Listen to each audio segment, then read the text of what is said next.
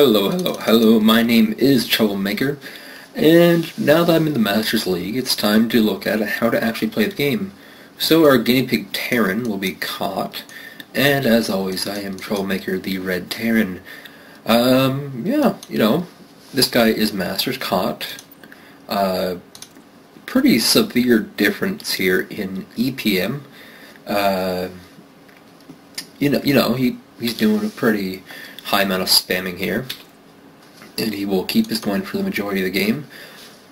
So, two things about my Terran versus Terran. I always like to wall off.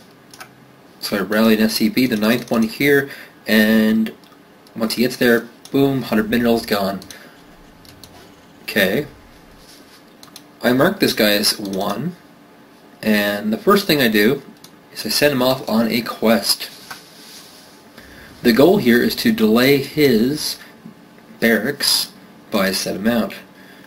So I'll speed this up a little bit and slow it back down. So what I'm going to do here now is build a reactor on 12, and I'm going to cube a bunch of SCVs here, probably 3 I think is what I do. And once I get on 50 minerals, I build a barracks. Yeah, there's the third one queued up. So once 150 minerals, I will build the barracks. As you can see, he's building his barracks already, and he will be getting gas very, very soon. So the supply depot SCV is coming. The reason why I use the supply depot one is because that tells you when cheese is coming. You guys should be building barracks at the same time, and if you're not, then he's obviously going to cheese you. And it also gives you an opportunity to do a little bit of harassment. Now here's the kind of weird thing. This guy's spamming 230, right? Up to 500, and then boom, he pulls up 2 SCVs, not just 1, 2, all because he's spamming. This is one of my little complaints about people who spam. They just don't really get a good idea of what they're supposed to do. My health bar is yellow, his is orange. So this tells me right away I can in fact kill this SCV and delay it. And I save the SCV. Got my racks down, continue to make SCVs, income roughly the same. I'm a little bit ahead just because I kill off this SCV with mine. Small bonuses, friends, small bonuses. So he has gas, he has a marine, and I have lots of gas for a fast factory. Now there are some variations on this play you can do. One thing you can do is drop a supply depot and a factory simultaneously, and that'll allow you to get tanks out faster.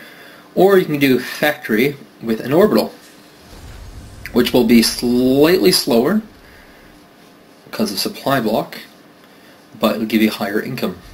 So I'm going for the cheesier way of doing this. I'm going for the factory supply depot, and I'm just going to wait up for 150 minerals and patosh. I could cancel this marine, but I don't know what he's doing. So we got factory coming up for him with a gas. He's not getting the second gas, which, if you're a real player and you scout this somehow using your magical scans, you would know he's going for an expansion. This is actually a Hellion expand build. So I'm going to send my SCV down to right here. You want to bring your SCV to anywhere that's like a standard proxy zone. So here's good. Over here, not as good, but good. Usually to the 3rd base. And I got the factory going up. I got the reactor for more marine production. Get my second gas, and I'm continuing to pump out those SCVs. This Terran, on the other hand, making lots of marines. Weird supply depot placements. Well, I guess I can't really talk. As you see, both kind of walling off. And make them there. Oh, he's going for a starport. So the good old 1-1-1 build, which allows you to do a lot of stuff. So, you probably wonder about the SCV down here. What's he doing? It's probably some sneaky stuff. Well, it is. It's in fact very sneaky. It's so sneaky you actually have to bring him down here well in advance. Otherwise, he can get picked off pretty easily. So, you also don't want them skidding your build. So you're going to, put SCV or Marines in different places to, catch any kind of drops or anything like that. As you can see here, he's got Hellions coming out, he's got a medevac, and this is a expansion timing build. you basically push it with this, bank 400 minerals, and here they come, and then you expand. So SCV has spotted this. I now know this is coming, and we're going to see some excellent positioning. So he wants to elevate right here, right? That's the standard play, and I block that. Now he's like, oh no, what do I do? So siege up here, and I get a nice, good hit there, and he's forced to burn some of that good old medevac energy. Now what I should be doing is I should also have one up here, but I unfortunately am too frontal perspectived, and he does in fact get me with this. Now here's a little trick though. If you pull all your units to deal with this, he's going to rush the front with his Marines. Guaranteed. So the only thing you can deal with this with is, in fact, Marines. So I take this barracks off to scout what's happening there. And, oh no, I'm going to lose a lot of SCV. So I pull them all nice and lined up. He doesn't bite though. I push him back with my Marines. He's forced to unload, and I almost get the medevac. The barracks is built down here. This trick you'll see later.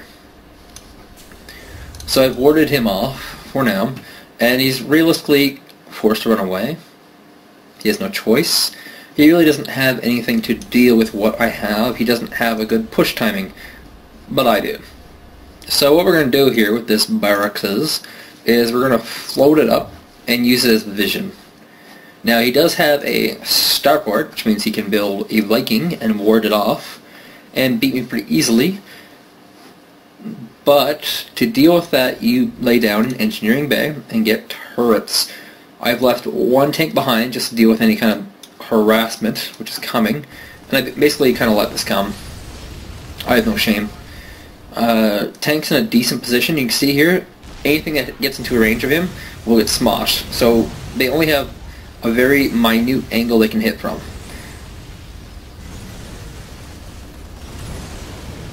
And he's actually going to do quite a bit of damage, but here comes the big push. So the barracks will be taking high ground vision, and as you know, tanks have longer vision than they have blah blah blah. Now to set up, I have to sacrifice some Marines. It's not always like this, but most time it is. Basically, I should have pulled those back by now though. With this kind of push, you need to get control of this area right here, the building area. And if you can do that, you're pretty set. So he's forced to lift off all his barracks and run away. He actually has far more production than he can afford right now, because he's only on really one base. And, you know, he's obviously not very familiar with this push. You know, because otherwise he would have just Vikinged this thing in. And this is a little bit of trickster stuff. Basically, usually you do this Marauders. You load up Marauders, you drop them on tanks, and the Marauder will actually destroy a tank and will also do a significant amount of damage. So I'm going to expand behind this. It's really good push. And is this all in? No. This is called a contain. It's a very old style play, and it's actually so old that people don't know how to deal with it anymore. He's going the wrong way. He's going Tech Lab instead of the Viking, which would have saved him. So I'm dropping down my own little starport. Now, at this point, you should put down turrets around this area, and that'll ward off his Viking, and will also ward off this Banshee play. But I'm not there yet, unfortunately. You know, I still have my SCV down here, which I could pull up and build the turret, but I don't. So this contain build, do pretty good. Now, the thing about this build, the thing about it all, is that he has to push out at some point,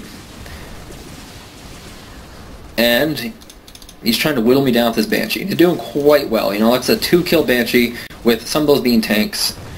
Well, one of them being tank. And he's probably going to get a 3rd tank. Just got to ward him off those Marines. I have the Viking here now. I don't want to show it just yet. And you can see, I don't think you can see this. No, you can't see that at all. So this kind of forced him to continue doing this Banshee production, and now he sees it. He knows exactly what's going on. He's trying to pick off another tank, but unfortunately it's the onus isn't really on me to just beat him, and that's kind of the kicker here. He has to push out. Every chair wants to go through this, and so here comes the big push. Running my Marines forward, I'm going to absorb some of the blast damage, if any, and unfortunately I land my Viking just for the extra damage. Viking narrowly survives. I got to lift him back up though so I get the high ground invasion again. And this is really where the game's over, unfortunately for blue. You know, expansion, lots of energy on this stuff, still going, still producing heavily. I could lay down a few more barracks, probably another factory or two. I'm pretty safe. He unfortunately doesn't have anything to deal with anything. This push, very effective, and it's just really good. It's not unbeatable, but it gives you such a significant early game advantage that you don't need insanely high EPM. I don't even know what the difference between EPM and APM is. Our APM seems to be the same, but his ability to spam keys seems to be much higher. Huh. Well, that's my TvT. This is the build I do. It's pretty much the only build I do. It's really good. The metagame has shifted away from this stuff, and because of that, it's become quite effective. If you want to copy it, use it. This is a Masters player, so it's guaranteed to work against anyone below. So, thank you guys for watching.